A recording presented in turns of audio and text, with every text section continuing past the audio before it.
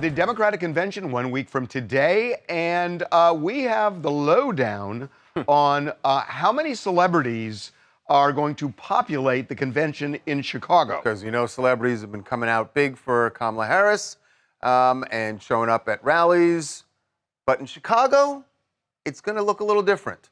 And by design, as far as the Harris campaign. Because there is a thing that has happened over the last, 20 years, where lots and lots of celebrities have spoken up in favor of Democratic candidates, and there has been a little bit of a backlash from time to time, and the Harris campaign, we're told, is very conscious of that.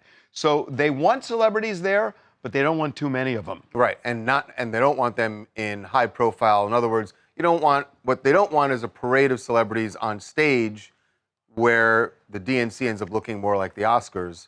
And it's also because... But there's definitely a tightrope that she's walking, right? So she wants the money that the celebrities are going to donate to the campaign, but she's saying to present to the American people, we can't. See, I disagree with you. I disagree with you on that, because she's going to get the money no matter what. The people who were like the George Clooney's and everybody else, they're not going to stop if they don't get front and center at the convention.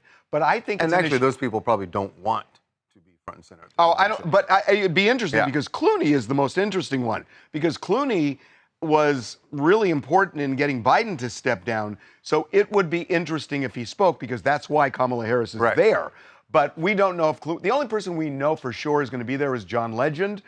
We don't know exactly what he's going to do, but there will be celebrities. But there is a backlash that occurs when there are too many of them, because a lot of people, not in the flyover states, as we call it, they're not crazy. I don't think they call it that. They don't call it that, but they're not crazy about big celebrities telling people how to vote. Yeah, look, I think it's actually a really smart move by the campaign to be very selective and choosy about who they're bringing out, because there are lessons to be learned from Hillary Clinton's campaign, where it was chock full of celebrities. You remember Kim Kardashian came out, all sorts of celebrities backed Hillary Clinton, and it didn't work then. So Kamala Harris's campaign is like, we can be selective here. We got a lot of enthusiasm. Let's get the right celebrities. Maybe George Clooney's in that mix, maybe not, but we know John Legend for sure. The one person who could really make a difference for the Democrats, there is one person, and it's not Clooney, and it's not Oprah, and it's only Just say her name. Just say her name already.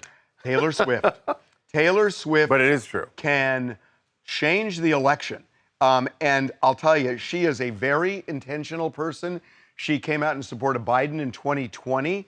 I don't think there's much doubt at all if she's going to endorse someone. She's going to endorse Harris. Right. But she will do it strategically. We don't know that she's going to. We don't know that she's going to, but if she does it, she would do it strategically, and that would probably be in late October, you would think, because the idea would be to mobilize people to get them to the polls. And her call to action, she did this with the Get Out the Vote campaign, moved the needle. So she's the one person, if they had to pick anybody, it's going to be Taylor Swift, right? Hey, it's Cadence from Las Vegas, Nevada. I definitely do think Taylor's going to vote, give her support to the DNC, but also the DNC needs to have better discernment on what celebrities to use for this, because there's a thin line between trying to be relatable and pandering that they don't seem to have the grasp on that for me. That's a really good distinction. Yeah, That's a really good distinction.